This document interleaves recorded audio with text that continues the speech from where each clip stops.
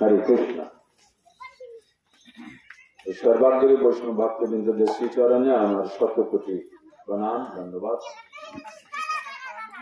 আপনারা আশীর্বাদ করুন যাতে ভাগবত কথা সুষ্ঠু রূপে পরিবেশিত হয়, আর এই ভাগবত কথা থেকে আমরা যেন কিছু জেনে শিখে বুঝে নিতে পারি। কারণ বলছি না, কারণ তো আমরা হাজার হাজার মানুষের মধ্যে গুটি কয়েক মানুষ এই একাদশী ব্রত পালন করছে। কেন পালন করছি? কারণ আমরা ভেবেছি একাদশী ব্রত প্রত্যেকেরই করণীয়। এরকম ভেবেছি কেন? কারণ সনাতন শাস্ত্র গ্রন্থে মুনি ঋষি, সাধু সন্ন্যাসী, যোগীগণ তারা এই রকমই নির্দেশ দিচ্ছেন এবং তারাও একাদশী করতেন। আমরা মহাভারতে দেখেছি কি ভীমকেও একাদশী করতে বাধ্য হতে হয়েছে।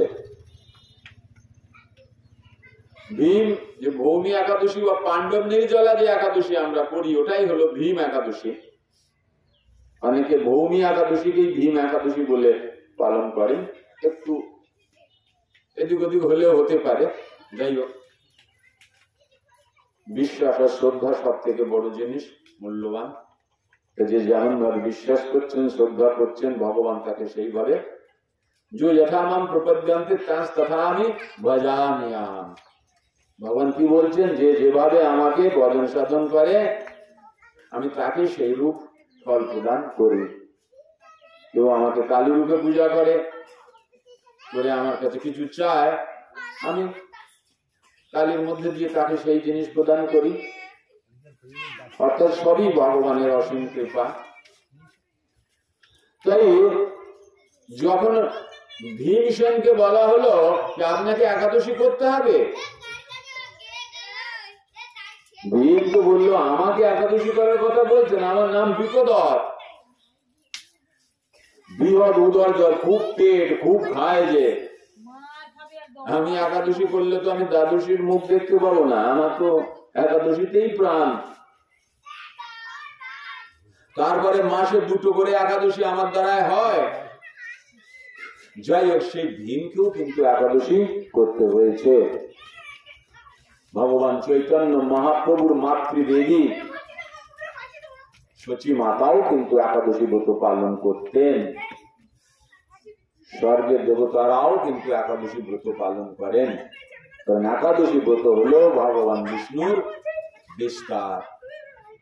একাদশী হলো মঙ্গলকারী, পুণ্যময়, কল্যাণকারী এক বিশেষ ব্রত। যে ব্রত পালন করলে পৃথিবীতে আর কোন ব্রত পালনের প্রয়োজন হয় না। অমাবস্যা, পূর্ণিমা, এ ব্রত সে ব্রত, কোন ব্রতেরই প্রয়োজন নেই যদি আমরা কেবল একাদশী ব্রত পালন করতে পারি। তাহলে আমরা কিন্তু সাধু মুখে ভাগবত কথা শ্রবণ করে ধীরে ধীরে হৃদয়ের মধ্যে ভগবানের প্রেমা ভক্তির প্রতি আকর্ষিত হয়ে একাদশী করার সংকল্প করেছি। বাড়ির লোকের সঙ্গে পরামর্শ করে আমরা কিন্তু একাদশী শুরু করেছি। আমরা কিন্তু ভগবানকে দেখিনি, ভগবান সাক্ষাৎ ভগবানের মুখ দিয়ে কোনো কথা শ্রবণ করিনি, দৈব বাণী বা আকাশবাণীও হয়নি। আমরা কি করেছি? বিশ্বাসে মিলায় বস্তু, তর্কে বহুদূর। ঠিক আছে বাবা, হোক না 15 দিনে একদিন একটু হোক না কষ্ট করলেই তো সুখ অনুভব করা যায়। সারাদিন পরিশ্রম করলেই তো রাত্রির যে ঘুমটা হয় খুব গাঢ় হয়, কখন ভোর হয়ে যায় জানতে পারি না। আর যারা দুপুরবেলা খেয়ে শুয়ে পড়ে, ঘুমিয়ে পড়ে, তাদের কিন্তু রাত্রিতে খুবই অসুবিধা হয়। কারো হোক না, আমার তো হয়। রাত্রিতে মোটে ঘুম আসে না, এপার ওপার, ঠ্যাং এদিকে ঠ্যাং ওদিকে, তাই না? তাই অন্ধকার আছে বলেই তো আলোর এত বৈভব, কষ্ট আছে বলেই তো সুখের এত কামনা, সুখের এত আনন্দ। তো করি না বাবা 15 দিনে একটু। ওই তো বৈজ্ঞানিকরাও তো গবেষণা করে দেখেছে যে 15 দিনে একদিন আমাদের কি করা উচিত? নির্জলা থাকা উচিত, অনাহারে থাকা উচিত। তাতে আমার বডির মধ্যে যে বিশেষ ব্যবস্থা আছে ভগবানের দ্বারা দেওয়া, সে ব্যবস্থা অ্যাক্টিভ হয়ে আমাকে রোগ নিরাময় করতে সহযোগিতা করে, হেল্প করে।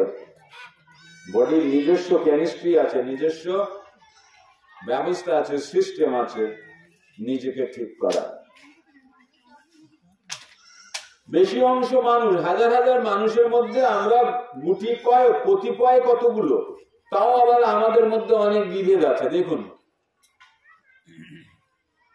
ওরা ওখানকার লোক, তারা সেখানকার লোক, ওরা এই বলে, তারা ওই বলে, ওদের লাল টিকা, এদের সাদা টিকা, ওদের কালো টিকা।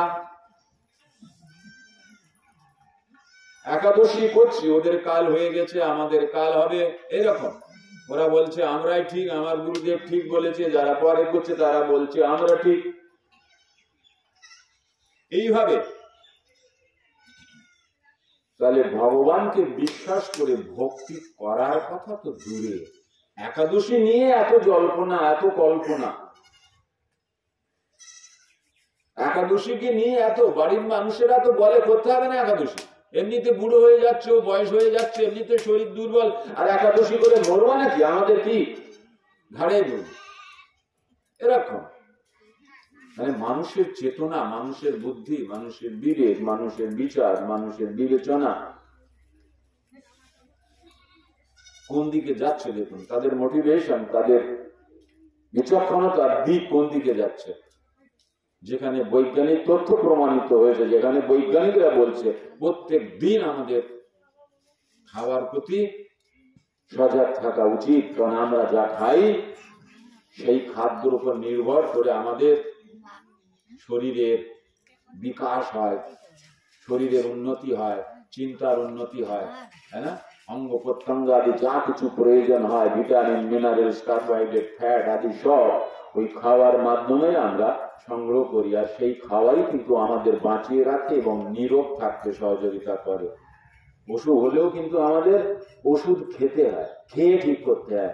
এই খাওয়া যদি ঠিক থাকে, শরীর ঠিক থাকবে, বুদ্ধি ঠিক থাকবে, মন ঠিক থাকবে, চেতনা ঠিক থাকবে। আর আমাদের অভ্যাস হয়ে গেছে আমাদের খাওয়াটাই ঠিক নেই, বাকি সব ঠিক আছে। আমাদের কি ঠিক নেই? কেবল খাওয়াটাই ঠিক নেই, যেটা সব থেকে বেশি প্রয়োজন, যেটা সব থেকে বেশি প্রয়োজন সেটাই আমাদের ঠিক নেই। তাই আমি বলছিলাম যে আমরা বড় ভাগ্যবান কলিযুগের এই দুর্দশাগ্রস্ত অবস্থায়, যেখানে মানুষ ভগবানকে বিশ্বাস করে না। ভগবান আছে কি নেই জিজ্ঞাসা করলে তারা এক কথায় বলে দেয় নেই, কারণ আমার যদি খাওয়া না হয় তো ভগবান আমাকে খেতে দেবে না, তাই না? ভগবান আমাকে পড়তে দেবে না। আমি খাওয়ার থালা নিয়ে যদি বসি তো সেই থালা থেকে খাদ্য বস্তুকে আঙুল দিয়ে মেখে হাতে তুলে মুখে দিলেই হবে, ভগবান খাওয়াবেন, আমাকেই সবকিছু করতে হবে। আর ভগবানকেও খাওয়াতে হবে, তারপরে আমাকে খেতে হবে। ভগবান আমাকে খাওয়াবে না, উপরন্ত বৈরাগী হলে আমাকে ভগবানকে খাওয়াতে হবে, তারপরে আমাকে খেতে হবে। কি দরকার গো বাবু? 24 ঘন্টার জীবনে ভগবানের কি প্রয়োজন? ভগবান মাখে না গায়ে লাগায় না কি করে? ভগবান কি কাজে লাগে? কই আমরা এতদিন ধরে ভক্তি করি না, ভগবানকে মানি না, কি অসুবিধা হয়েছে? দিব্যই চলছে। আমাদের কি অর্থের অভাব আছে না? দুতলা বাড়ি আছে, গাড়ি আছে, সবকিছু আছে, টাকা পয়সা আছে, জামাই ইঞ্জিনিয়ার, বৌমা ডাক্তার। তোমরা তো এত ভক্তি করো, তোমাদের কটা জামাই ইঞ্জিনিয়ার, তোমাদের কটা বৌমা ডাক্তার, তোমাদের কতলা বাড়ি। মানুষ ভগবানকে বিশ্বাস করতে চায় না। অর্থাৎ ভগবান সম্পর্কে মানুষের ধারণা হলেই কি আমি ভগবানকে তখনই মানব যখন ভগবান আমার সমস্ত সমস্যার সমাধান করতে দেবে। আমার যদি একটু পেটে ব্যথা হয় তো আমি উঠে জল খাবো না, জল খেলে হয়তো ঢেকুর উঠলে ব্যথাটা ঠিক হবে, কিন্তু আমি খাবো না, ভগবান ঠিক করতে দেবে। তাদের এটাই ইচ্ছা, তারা মনে করে ভগবান হলো আদেশ বাহক, অর্ডার টেকার, যা বলবো তাই হবে। সেটা তো সম্ভব না। তাই কিছু মানুষ যারা ভগবান সম্পর্কে সন্দেহ রাখে, মনে বিশ্বাস করে না, তাদের নিয়ে ছোট্ট একটা ভাগবত কথা। রাজার দোষে রাজ্য নষ্ট, প্রজা কষ্ট পায়। একবার এক রাজা রাত্রিতে ভয়ঙ্কর স্বপ্ন দেখে জেগে উঠেছে। রাজা স্বপ্ন দেখছে যে 4-5 জন লোক বিভৎস দেখতে, মাথা চুলগুলো কোঁকড়ানো, চোখ লাল এবং বড় বড়, আগলা শরীর, 12 মুন্ডা পড়া, হাতে এরকম দড়ি মোটা মোটা, শরীর থেকে দুর্গন্ধ আসছে, বড় বড় দাঁত হি করে হাসছে আর বাড়ি মারছে রাজাকে। ঝপাট ঝপাট করে সেই দড়ির বাড়ি। কি বলছে? বল বল ভগবান এক না অনেক, বল ভগবান এক না অনেক। রাজা জানে না, বলে আমি কিছু জানি না। রাজা স্বপ্নে বলছে আমি কিছু জানি না, আর দে বাড়ি, চলা বাড়ি। আবার বলে বল বল ভগবান কোথায় পাওয়া যায়, কি করে পাওয়া যায়, বল। কিচ্ছু জানে না রাজা, দে বাড়ি, চলা বাড়ি। আবার বলে বল বল ভগবান কি করে, বল ভগবান কি করে। রাজা বলতে পারে না, আর চালায় বাড়ি, বাড়ি খেতে খেতে আর সহ্য করতে পারে না রাজা, মুখ টুক ফেটে যায়, হাঁপাতে হাঁপাতে জেগে যায়। পাশে রানী জেগে ওঠে, কি হয়েছে গো? তুমি নিশ্চয়ই সেই স্বপ্নটা আবার দেখেছো, তুমি সেই স্বপ্নটা আবার দেখেছো। আজকে আমি ছাড়বো না, আজকে আমাকে তোমাকে বলতেই হবে তুমি কি স্বপ্ন দেখে জেগে ওঠো, তুমি কার স্বপ্ন দেখো। নিশ্চয়ই তোমার মনে অন্য কোনো সন্দেহ আছে, তুমি আমাকে রানী রাখতে চাও না। মায়ের এটাই মনে করে, স্বামীরা কিছু করলে মনে করে মনে হয় আমার ছেড়ে দেবে আর করবে। আজ আজ আজ আজ তোমাকে বলতেই হবে কি স্বপ্ন দেখো, তুমি কি স্বপ্ন দেখে দেখে তুমি হাঁপাও, বলো বলো। রাজা বলছে যেতে দাও, যত সময় ধরে জিজ্ঞাসা করছে তত সময় ধরে একটু জল আনলে আমি খেলে একটু শান্ত হতাম, আমার হৃদয়ের যে ধড়কনটা, কম্পনটা একটু কম হতো। রানী বলছে জল আমি এনে দিচ্ছি, কিন্তু তোমাকে আজ বলতে হবে, আজ আমি তোমার কসম খাচ্ছি, তোমার বৃদ্ধি খাচ্ছি আজ, বলো তোমাকে কিন্তু আজ বলতে হবে। রাজা তখন বর্ণনা করলেন কি স্বপ্ন ও প্রায় রাতে দেখে। বিভৎস ভয়ঙ্কর কিছু মানুষ, বিকট, তাদের দেখতে, তাদের চেহারা বিকট, এরকম মানুষ কোনদিন দেখেনি। তাদের হাতে সব দড়ি, মোটা মোটা দড়ি পাকানো। মনে মনে সন্দেহ হয় নিশ্চয়ই এরা বোধহয় জমদূত। মনে মনে এরকম হয় আমি তো রাজা, অথচ আমি ভগবান কে জানলাম না, ভগবান কোথায় থাকে জানলাম না, কি করে পাওয়া যায় জানলাম না, ভগবান কি করে জানলাম না, আমি রাজা হয়ে জানলাম না, আমি আমাদের প্রজাদের জানানোর ব্যবস্থা করলাম না, তো রাজা হওয়া ব্যর্থ ব্যর্থ। তাই ওই জমদূতরা এসে মনে হয় আমাকে ওয়ার্নিং দিয়ে যাচ্ছে যে রাজা এগুলো জান, আর জেনে এগুলো মানুষকে জানা।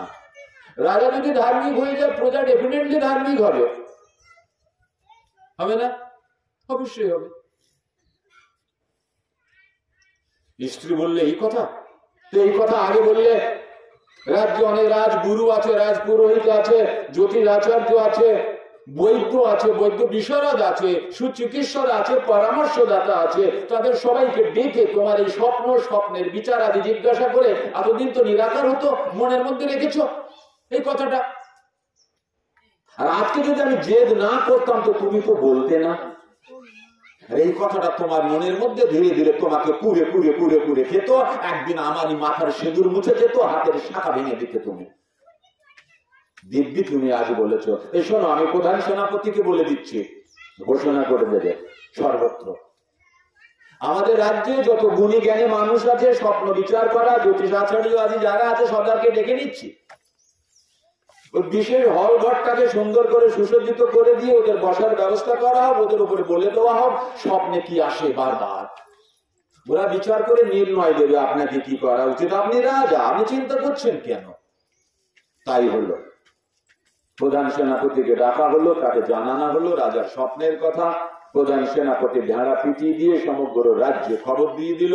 রাজা সংকটে বিভৎস স্বপ্ন দেখে চিৎকার করে হাঁপিয়ে ওঠে। স্বপ্ন থেকে রাজার হার্ট অ্যাটাক হয়ে মারা যেতে পারে। তাই যে গুণী জ্ঞানী জন এই স্বপ্ন কেন আসে বা স্বপ্নে যা দেখে তার কি বিচার, তার কি নিরাকরণ, তার কি উপায়, এই সম্পর্কে যে জানে বা নিরাকরণ করতে পারবে, সে যেন অবশ্যই রাজমহলে এসে ওই বিশেষ কক্ষে যেখানে অধিবেশন হবে সেখানে উপস্থিত থাকে।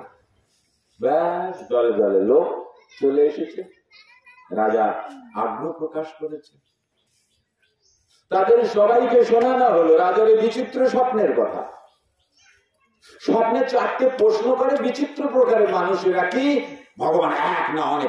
বল ভগবান এক না অনেক? ভগবান কোথায় থাকে, কি করে পাওয়া যায়, ভগবান কি করে? এই 4টেই প্রশ্ন। বা সবার পক্ষে উপস্থিত সমস্ত গুণী জ্ঞানী বিচক্ষণ পণ্ডিত জন বিভিন্ন প্রকারের মত পোষণ করতে করতে তাদের নিজেদের মধ্যেই কলহ শুরু হয়ে গেছে। একজন বলে এই জন্য, সে বলে তুমি বড় পণ্ডিত, তুমি বেশি জানো এই জন্য, সে বলে আর একজন বলে তুমি বড় পণ্ডিত। নিজেদের মধ্যে কি শুরু হয়ে গেছে? বাদ বিবাদ বিতণ্ডা। দাদা দেখলে এদের দ্বারা হবে না, এদের দ্বারা হবে না। যারা রাজার ডাকে চলে এসে তারা সত্যিকারে সাধু হয় নাকি? সত্যিকারে যারা সাধু হয় তারা রাজাকে কাউকে কিছু মনে করে না, কারুর ভয়ও পায় না, কারুর ডাকেও যায় না। সে কেবল একজনের কাছে ভয় পায়, সে হলো ভগবান। প্রকৃত সাধু কার ভয় পায়? ভগবানের ভয় পায়, ভগবানের ভক্তের ভয় পায়। বাকি পৃথিবীতে কারুর ভয় করে না, রাখে হরি মারে কারে যা। রাজা চিন্তা করলো আমাকে বেরোতে হবে, যে সত্যিকারের সাধু তার কাছে আমাকে যেতে হবে, সে আমার কাছে আসবে না। তাই বেশ বদলে ঘোড়া একটা নিয়ে আর দেরি করেছে। একদিন, দুদিন, 1 সপ্তাহ, 2 সপ্তাহ, 1 মাস, 2 মাস, 4 মাস, 6 মাস, 7 মাস বিভিন্ন জায়গায় জঙ্গলে ঘুরছে। কি সাধুরা নিভৃতে একা ভগবত ভজন সাধন করে। তারা বসে থাকে এই পৃথিবীতে, তাদের শরীরটা দেখে মনে হয় এখানে বসে আছে, কিন্তু তারা হয় দিব্য। তারা বিশুদ্ধ সত্যের সন্ধান পেয়েছে, তাই তারা মুক্ত। তাই তারা অনুমতি পেয়েছে কিসের? ভগবানের সেই দিব্য লীলার মধ্যে প্রবেশ করতে। তারা বসে তো আছে, কিন্তু পরম চিন্ময় ভগবানের যে চিন্ময় স্ফুলিঙ্গ অর্থাৎ আত্মা, সে আত্মা কিন্তু এখানে বসে থেকেই কোথায় যায়? যেখানে ভগবান দিব্য লীলা করছে সেই লীলার মধ্যে প্রবেশ করে গিয়ে সে লীলা দেখে। দিনের পর দিন কেটে যায়, কিছু হুঁশ থাকে না এখানে কতদিন গেল, কোথায় বসে আছে, শুধু লীলার মধ্যে প্রবেশ করেছে। সেই সব সাধুকে পেতে গেলে আমাকে বেরোতে হবে, তারা এখানে আসবে না। তাদের রাজ্যে বা রাজার আদেশে তাদের কিছু যায় আসে না। তাই 7ম মাসে ঘোড়ায় করে চলছে রাজা। হঠাৎ সামনে দেখে একজন বিশেষ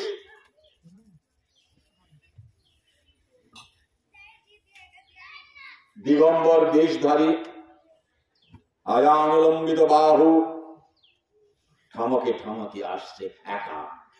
দেখে মনে হয় যেন সম্রাট। কারণ জগতের পিতা, অনন্ত কোটি ব্রহ্মাণ্ডের যে সম্রাট, সেই সম্রাটের সেবক, সেও তো সম্রাট থেকে কম নয়। রাজা ঘোড়ার পিঠ থেকে বুঝলেন ইনিও প্রকৃত সাধু হতে পারে, আর ইনি আমার সমস্ত প্রশ্নের উত্তর দিতে পারে। তাই তাড়াহুড়ো করে ঘোড়াটাকে একটু তেজিতে চালিয়ে নিয়ে সামনে পৌঁছে গেছে, আর ভুল করে ফেলেছে। ঘোড়া থেকে না নেমে ঘোড়ার পিঠ থেকেই দণ্ডবাদ করেছে। দণ্ডবাদ মহারাজ। গুরু মহারাজ দণ্ডবাদ, আমার প্রণাম স্বীকার করবেন। সাধু দাঁড়িয়ে গেছে, হাত তুলেছে। বললেন এ কেমন হলো? আপনি তো রাজা। হ্যাঁ আপনি রাজা, ঘোড়ার পিঠ থেকে একটা সাধুকে দণ্ডবোধ করতে পারেন, কিন্তু আবার গুরুদেব বললেন যে, তাহলে আপনি পায়ে হেঁটে আসছে যে গুরুদেব, সেই গুরুদেবকে আপনি রাজা হবেন বলে, রাজা হয়েছেন বলে আপনি ঘোড়ার পিঠ থেকে দণ্ডবোধ করবেন? এটা কি শিষ্টাচার? এটা কি রাজার ধর্ম? এটা কি রাজার নীতি? আপনার রাজ্যে এত গুণী জ্ঞানী ব্যক্তি আছে, তারা কি এই শিক্ষাই দিয়েছে?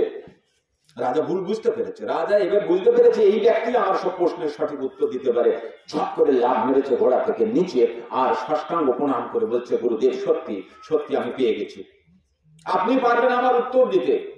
আমি বড় পরিশ্রম, আমার ঘুম হয় না, মাঝে মাঝে বিচিত্র ভয়ঙ্কর স্বপ্ন থেকে আমি জেগে উঠি, কোনদিন হয়তো আমি হার্ট অ্যাটাক হয়ে মারা যাব, তাই আমার প্রশ্নের উত্তর আপনি দিতে পারবেন? দিগম্বর বেশধারী বললেন, প্রশ্ন উত্তর কি এখানেই করবা? তুমি তো রাজা, তোমার যে প্রশ্ন আমি জানি, তোমার এই প্রশ্ন তোমার জন্য নয়, তোমার সমস্ত রাজ্যবাসীদের জন্য, তোমার সমস্ত প্রজাদের জন্য। তো তুমি কি চাও না তাদেরও কল্যাণ হোক, তাদেরও মঙ্গল সাধন হোক, তারাও বুঝুক ভগবান এক না অনেক, ভগবান কোথায় থাকে, কি করে পাওয়া যায়, ভগবান কি করে তারাও জানুক, তাদের মধ্যেও ভগবানের প্রতি শ্রদ্ধা উৎপন্ন হোক। তাই শোনো রাজা, ফিরে যাও তোমার রাজমহলে, সেখানে গুণীজ্ঞানী পণ্ডিতদের নিয়ে এক বিশেষ দিন নির্ধারণ করুন, স্থান একটা জায়গা নির্ধারণ করুন, ভগবানের সেখানে বিগ্রহ স্থাপন করুন, সেখানে বিশেষ পূজা হোক, অর্চন হোক, ভগবানের ভোগ লাগানো হোক, ভোগ আরতি হোক, ভোগ দর্শন ইত্যাদি করার পর প্রসাদের পূর্বে প্রশ্ন উত্তরের আসর রাখবেন। আপনার সমস্ত প্রশ্নের উত্তর আমি দেব। রাজা দণ্ডবোধ প্রণাম করে ফিরে গেলেন রাজ্যে, মহা আনন্দে ঘোষণা করে দিলেন, পেয়ে গেছি পেয়ে গেছি, আসল সাধু পেয়ে গেছি, এবার সব ঠিক হয়ে যাবে।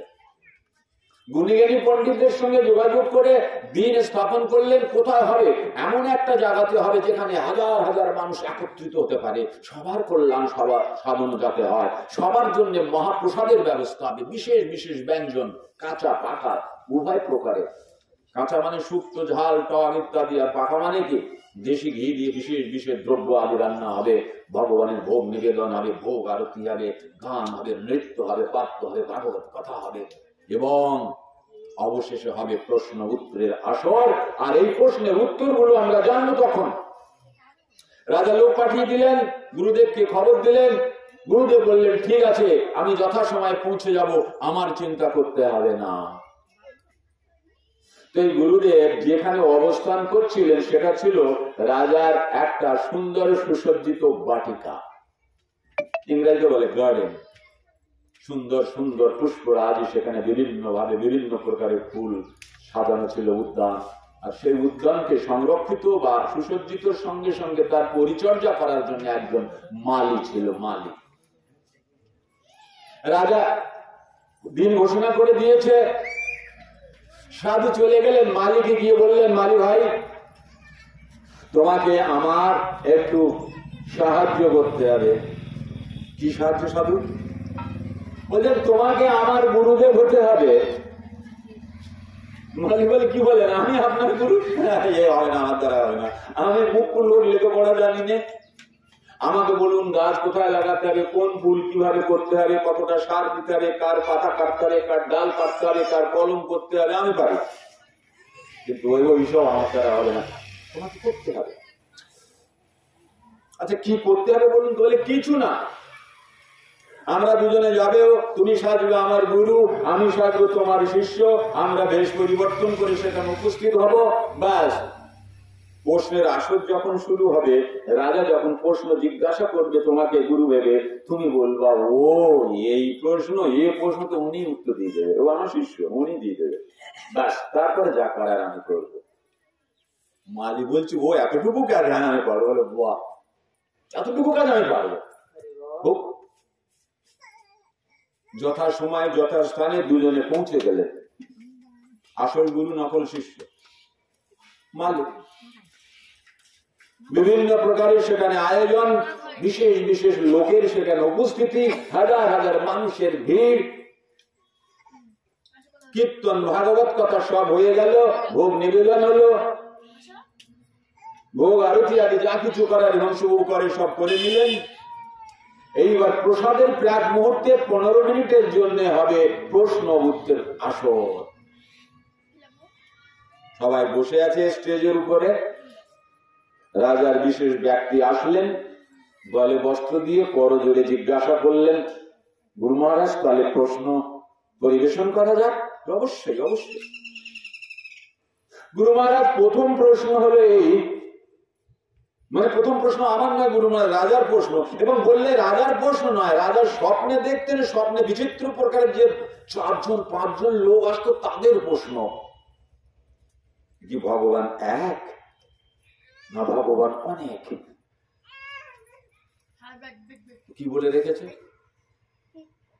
তো উনি বলছেন, মালি যিনি গুরু সেজেন বলছে, ও এত লোক জোগাড় করে এত খাওয়ার ব্যবস্থা করে এই প্রশ্ন জিজ্ঞাসা করছেন, এই প্রশ্ন উত্তর তো গৌতম বুঝে দেবে আমার শিষ্য। বাবা একটু প্রশ্নের উত্তর দাও তো। আসল গুরু কি করেছে এইবার? আসল গুরু বলছে, মহারাজ শুনেছি রাজার কাছে অনেক হীরা মণি মাণিক্য সবার একদম পরিপূর্ণ হয়। বলছিলাম আমি তো সাধু মানুষ, বনে জঙ্গলে ঘুরে বেড়ায়, কোনোদিন হীরা মণি মাণিক্য দেখিনি, তো যদি একটু আনতেন, যদি একটু দেখাতেন তো জীবন ধন্য হয়ে যেত, আর সুযোগ পাবো কিনা। রাজা থমকে গেছে, বলি কি আমরা প্রশ্ন করলাম ভগবান এক না অনেক, এ ওসব প্রশ্নের উত্তর বাদ দিয়ে হঠাৎ করে মণিমাণিক্যের কথা বলছে, চোরের সর্দার টর্দার না তো, ভুল করে ডাকাত টাকাত নিয়ে আসলাম না তো রে বাবা, কি জানি কি ব্যাপার। প্রধান সেনাপতিকে ইশারা করে দিয়েছে, তোমরা সজাগ করে দাও ব্যাটালিয়ান যেন বুঝতে না পারে। কে আছিস? একটা প্লেট সাজিয়ে মণিমাণিক্য হীরা জহর জবারাত আদি নিয়ে আসো তো। সঙ্গে সঙ্গে রাজার যারা আছে তারা চলে গেল, একটা থালা সাজিয়ে নিয়ে আসলো, বললো এই। গুরু বলছে না ওখান থেকে না, আর কাছে দিন। সঙ্গে সঙ্গে সেনাপতি অ্যালার্ট করে দিয়ে সবাইকে সাবধান, নিয়ে যেন না পালাতে পারে, সব রেডি হয়ে আছে। থালাটা দিয়েছে ওনার কাছে। যিনি প্রশ্ন করছেন তার কাছে জিজ্ঞাসা করছেন, না কটা? একটা মাণিক্য নিয়ে, একটা হীরের টুকরো নিয়ে বলছে, এটা কটা? একটা। কটা? বলে দুটো। বলে কেন দুটো? কেন কটা? কটা? দুটো করে। এ কটা? এ কটা? এ কটা? তো কি করে দুটো হলো? আগেরটার সঙ্গে যদি এটাকে যুক্ত করি তাহলে দুটো। বুঝতে পেরেছেন? এটাকে একটা বলেছেন বলে এটা দুটো, কিন্তু এটা তো একটা। বুঝতে পারছেন কি মাথা? ভগবান এক না অনেক, বোঝা তো সোজা নয়। এইভাবে বুঝতে হবে, বাড়ি যার বুদ্ধি লাগাবেন। তাহলে একে এক ভেবেছি বলে এ হয়েছে দুই, কিন্তু এ তো এক। তাহলে রাজামশাই আপনার প্রশ্ন কি ছিল? ভগবান এক না অনেক? ভগবান এক এবং অনেক। ভগবান এক এবং অনেক। এতে অংশ কালাপংশ কৃষ্ণেস্তু ভগবান স্বয়ং। স্বয়ং ভগবান কৃষ্ণ, কিন্তু ভগবান একা আনন্দ পাচ্ছিলেন না। তাই ভগবান সৃষ্টির রচনা করলেন এবং নিজের থেকে বিস্তার করলেন স্বাংশ এবং বেদেন্নাংশ। আমরা ভগবানের জীব শক্তি, আমরা বললাম ভেন্নাংশ, আর ভগবানের স্বাংশ আদি আছে রাম, বরাহদেব, নৃসিংহদেব আদি, বিষ্ণু আদি ভগবানের স্বাংশ। ভগবানের সৃষ্টি রচনা করেছে কেন? মজা আসবে, আনন্দ আসবে, আপনারও আসবে, ভগবানেরও আসবে। যেখানে দুঃখ থাকবে সুখ থাকবে, যেখানে কষ্ট থাকবে আনন্দ থাকবে, যেখানে অন্ধকার থাকবে আলো থাকবে, যেখানে গরম থাকবে ঠান্ডা থাকবে, যেখানে ভালো থাকবে মন্দ থাকবে, যেখানে চোর থাকবে সাধু থাকবে। তখনই তো চলবে দ্বৈত, তখনই তো চলবে। তখনই তো প্রত্যেক দিন উঠবো আমরা নতুন আশা নিয়ে, নতুন ভরসা নিয়ে, নতুন ইচ্ছা নিয়ে, নতুন কামনা নিয়ে। প্রত্যেক দিন আমাদের জন্য একটা করে নতুন দিন হবে। আর যদি দ্বৈততা না থাকে, যদি নিচে না থাকে, উপরের কি গরিমা? তাই ভগবান এক, আর আমরাও সব ভগবানের অংশ। যেহেতু ভগবান এক, তাই আমরা অনেক হয়ে গেছি, তাই না? তাহলে ভগবান এক এবং অনেক। আমরা সবাই কি রামচন্দ্র ভগবান নয়? বরাহদেব, কুর্মদেব এনারা ভগবান নয়? বামন দেব এনারা ভগবান নয়? নৃসিংহদেব ভগবান নয়? ভগবান। তাহলে ভগবান এক না অনেক? এক এবং অনেক। এক এবং অনেক। রাজামশাই, আপনার প্রশ্নের উত্তর পেয়েছেন। দ্বিতীয় প্রশ্ন করুন। দ্বিতীয় প্রশ্ন হলো এই, গুরুদেব, ভগবান কোথায় থাকে, কি করে পাওয়া যায়? ও মালি বলছে, ও এই প্রশ্ন, এই প্রশ্নের উত্তর উনি দিয়ে দেবেন। উত্তর দেন তো। আসল গুরুদেব বলছে, রাজামশাই তখন থেকেই চলছে চলছে প্রশ্ন উত্তর। কত কি হলো, খিদে লেগেছে। বলছিলাম এক পেয়ালা গরম দুধ আনুন না, একটু নলেন গুড়ের পাটালি দিয়ে। এখন ঠান্ডার সময় খেজুর গাছ কাটা হচ্ছে, খেজুর গাছ না কাটলেও পাটালি পাওয়া যায়, তাই না? রাজা বললো, কি আছিস? গরম দুধ নিয়ে। সব মনে মনে ভাবছে কিরকম লোকে, প্রশ্ন করলে কিছু না কিছু। যাই হোক, সঙ্গে সঙ্গে এক পেয়ালা গরম দুধ নলেন গুড়ের পাটালি মিশ্রিত করে নিয়ে চলে এসেছে, দিয়েছে সাধুর সামনে। সাধু না খেয়ে নিচে রেখে দিয়ে তার মধ্যে আঙুল দিয়ে এরকম ঘোরাচ্ছে। 1 minute, 2 minute, 3 minute, 4 minute, 5 minute. রাজা বলছেন, প্রশ্নের উত্তর দেন। আপনি করছেন কি? না খাচ্ছেন, না এদিকে উত্তর দিচ্ছেন। কি প্রশ্নের উত্তর পাচ্ছেন না নাকি দিতে, নাকি? সাধু বলছে, রাজা মহাশয় শুনেছি দুধে নাকি ঘি থাকে। বলে, হ্যাঁ, এটা নতুন কি? বলছে, ঘি খুঁজছি। দুধের মধ্যে ওইভাবে ঘি খুঁজলে পাওয়া যায় নাকি? তাহলে কি করে খুঁজতে হবে, কি করলে পাওয়া যাবে? রাজামশাই, আপনি সুনিশ্চিত তো, আপনি একদম কনফার্ম তো দুধের মধ্যে ঘি থাকে? বলে, হ্যাঁ, সারা পৃথিবী জানে দুধের মধ্যে ঘি রয়েছে। তো ঘি পাবো কই? পাচ্ছি না তো। বলে, ওইভাবে হয় না তো। দুধকে ভালো করে গরম করে গাঢ় করতে হবে, বাইরে থেকে দমঘোল আনতে হবে, টক, ওর সঙ্গে মিশ্রিত করে রেখে দিতে হবে। কয়েক ঘন্টা পর দই হবে, সেটাকে মন্থন করতে হবে, ক্রিম হবে। তাতেও হবে না, ক্রিমটাকে জ্বালাতে হবে, আগুনে রেখে কড়াতে দিয়ে জ্বালাতে হবে। তারপরে যে সুস্বাদু বিশেষ বস্তুটা বেরোবে সেটা হবে ঘি। তাহলে আপনার প্রশ্ন কি ছিল জগন্নাথ? ভগবান কোথায় থাকে? আমাদের মধ্যেই আছে। কোথায় নেই বলুন? ভগবান সর্বত্র আছে। পাবো কি করে? যেরকম দই ঘি পাওয়া গেছে, ঠিক ওই রকম করলে পাওয়া যাবে। ভগবান এমনিতে পাওয়া যায় না, ব্যবস্থার মধ্যে পাওয়া যায়। ভগবানকে পেতে গেলে তার প্রক্রিয়া আছে, সিস্টেম আছে, নিয়ম আছে। ভগবান তোমার দাস নাকি তুমি মনে করলে আর চলে আসলাম, তাই না? দীর্ঘদিন ধরে মন্দিরে আসি, 5 টাকার বাতাসাও কোনোদিন মন্দিরে আনিনি। কি ভগবান তুমি সাধুরা ভোগ লাগা, নিজের একটা করে পান করে বাতাসা খায়, একটু মিষ্টি মুখ করো। অথচ ভগবানের সামনে দাঁড়িয়ে চোখ বন্ধ করে আর বিড় করে যদি আমি বলি, ভগবান লটারির টিকিট নিয়েছি 2 টাকা, যখন 1 কোটি টাকা লেগে যায় তো তোমার 10 টাকার বাতাসা দেবে। কামনা দেখেছেন? 2 কোটি টাকা লেগে গেলেই ভগবানের 10 কোটি টাকার বাতাসা দেবে। ক% সুদ বাবা? দেখেছেন কি অবস্থা আমাদের? তাহলে ভগবান আমাদের মঙ্গল করে, আমাদের কৃপা করে। আমি এক্ষুনি যদি বিনয় প্রভু বলি 10,000 টাকা দাও, আমি চিনি না বিনয় প্রভু, আমাকে চেনে না, দেবে তুমি? তাহলে ওনার সঙ্গে টাকা নিতে গেলে বা সুখ দুঃখ যদি আমরা একে অপরের দেখি, তো সম্পর্ক করতে হবে, নিজেদের মধ্যে একটা প্রেম হবে, একটা সম্পর্ক, তাই না?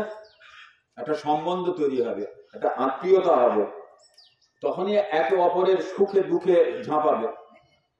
তো এরকম ভগবানকে আমি বাড়ি বসে বিছানায় বসে বললেই কি ভগবান দেবে? ভগবানের সঙ্গে সম্পর্ক স্থাপন করো, তার সঙ্গে আত্মীয়তা করো, ঘনিষ্ঠতা করো, মন্দিরে যাও, তাই না? ভগবানের কিছু উপহার দাও, ভগবানকে আনন্দ প্রদান করো, ভগবানের সাধুদের ভক্তদের দেখো কি এক ছড়া কলা নিয়ে যাও, দাও ভগবানকে। ভগবান তো খাবে না, খাবে তার ভক্তরা প্রসাদ রূপে। তাদের পেটে একটু কলা যাক, একটু প্রোটিন যাক, একাদশীর দিন ফল সেবাও ভালো।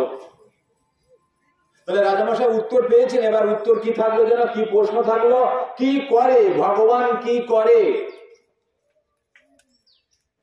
মালিক বলল, ও আপনার সব প্রশ্ন একদম সোজা, সবই আমাদের গৌতম প্রভু দিয়ে দেবে।